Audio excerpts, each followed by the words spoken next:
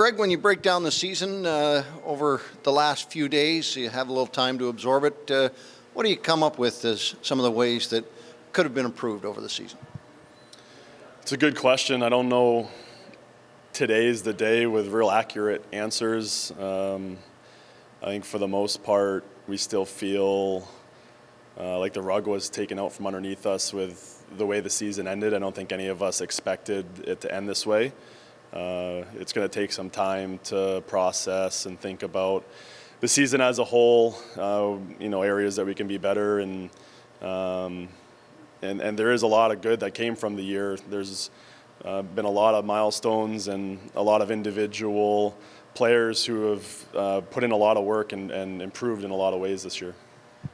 We do oftentimes focus pretty heavily on the record in the American Hockey League, but obviously only half, if not less than half, of what you're supposed to be doing here. The development of players, incredibly important.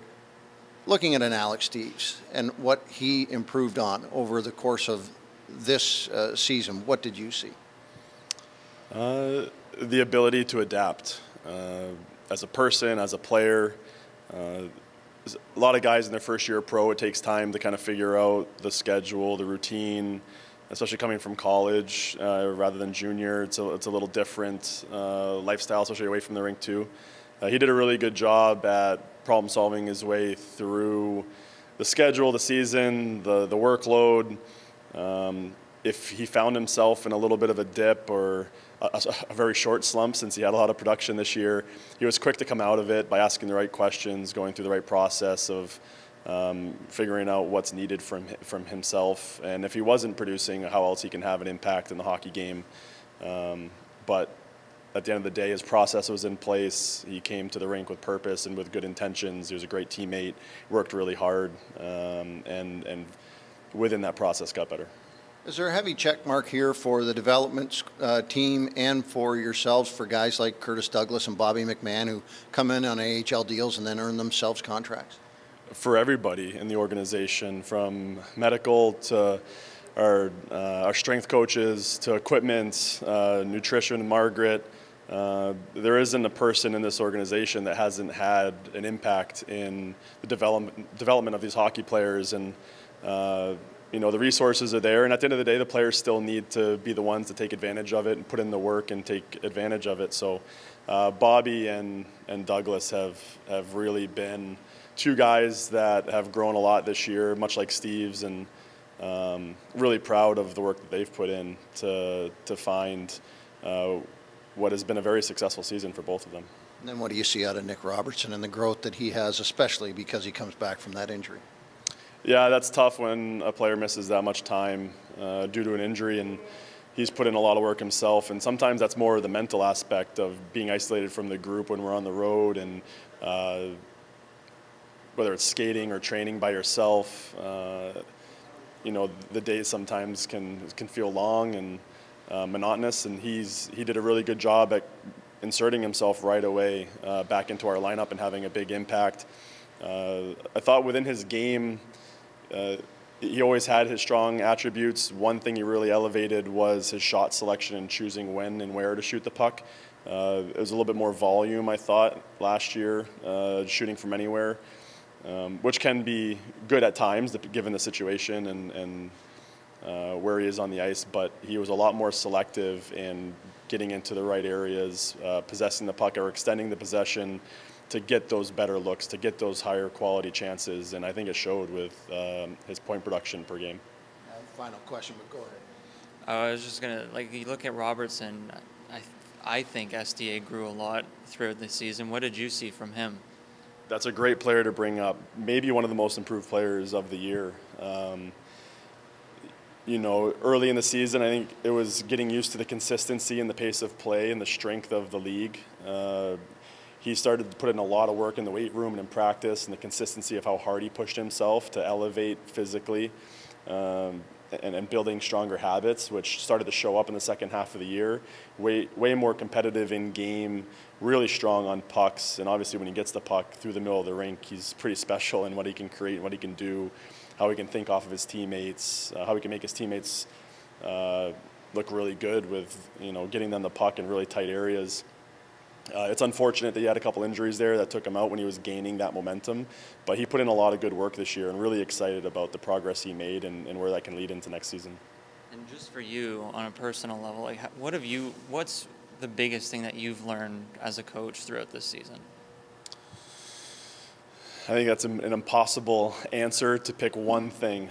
You're always evaluating everything that you do, and coming in mid-season, the first year, having an abbreviated 35-game schedule with no playoffs last year, this year being the first full season to experience training camp, a start of a year, right through Christmas, sometimes the dog days of the season, right into this playoff push, which was very valuable for our team to gain the experience of what those games felt like, even though we didn't make the playoffs, and gain that experience. These last 5-6 games or so were pretty much playoff games for us, and the feel and expectations of what was going on the ice.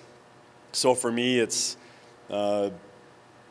the experience has been the real learning tool for me of gaining this year, this full season, and being able to calculate in my head, things that were good, strong areas to continue doing, some of the things that we did, and then where to improve and keep moving forward for next year.